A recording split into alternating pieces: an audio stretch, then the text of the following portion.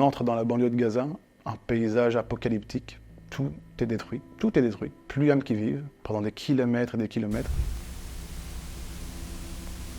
Notre mission initiale était de rester 15 jours à l'hôpital européen.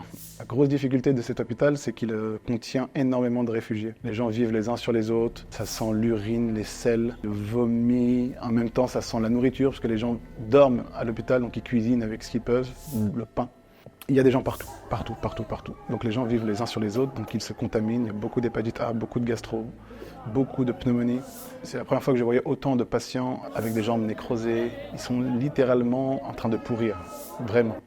Après 2 jours sur place, mais on nous apprend qu'on peut former une sous-mission de 10 médecins et soignants pour se rendre au nord. Le nord est complètement coupé de toute aide. On entre dans la banlieue de Gaza, un paysage apocalyptique. Tout est détruit, plus âmes qui vivent, pendant des kilomètres et des kilomètres. Et on avait avec nous 3 médecins allemands d'origine palestinienne qui avaient grandi à Gaza, et puis eux, leur regard était sombre. Ils pleuraient, parce qu'ils reconnaissaient les endroits qu'ils avaient fréquentés étant jeunes. Il n'y a plus aucune lumière, tout est gris et poussiéreux. Il n'y a plus de vie. Et puis là, on a énormément de gens, énormément de blessés, des brûlés. Moi, j'avais beaucoup d'anesthésiants avec moi, donc on a aidé comme on pouvait, mais beaucoup sont morts, beaucoup sont morts. Un vieil homme qui vient vers moi et qui me tend quelque chose, et puis il te donne un morceau de bébé dont il manquait une partie de la tête et dont le thorax était ouvert et il était carbonisé. Immédiatement, ils amènent son père, qui est dans le même état, puis là, je réalise qu'on est au centre des conflits. Donc effectivement, les premières heures, la première nuit a été horrible parce qu'on perdait tout le monde, et donc on se disait, mais qu'est-ce qu'on fait là? On n'arrive pas à les aider. On se focalisait sur ceux qui avaient vraiment des chances de survivre. Ils n'ont pas de compresse, ils n'ont pas d'antidouleur, ils n'ont rien. Quand vous leur demandez « donne-moi une compresse pour nettoyer », on te ramène du coton. Et quand je dis « mais il faut lui donner un antidouleur », ils n'ont que du paracétamol. Paracétamol à quelqu'un qui a la jambe explosée, ça sert à rien.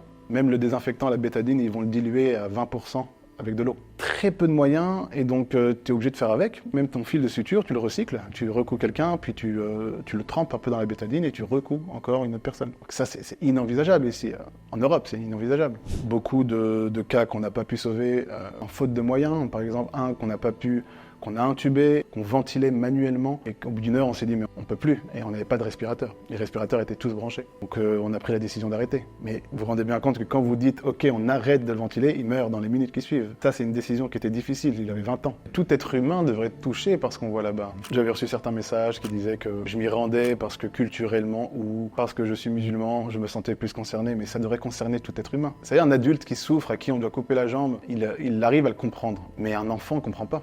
Un enfant qui souffre ne comprend pas, il dit pourquoi est-ce qu'on ne m'aide pas?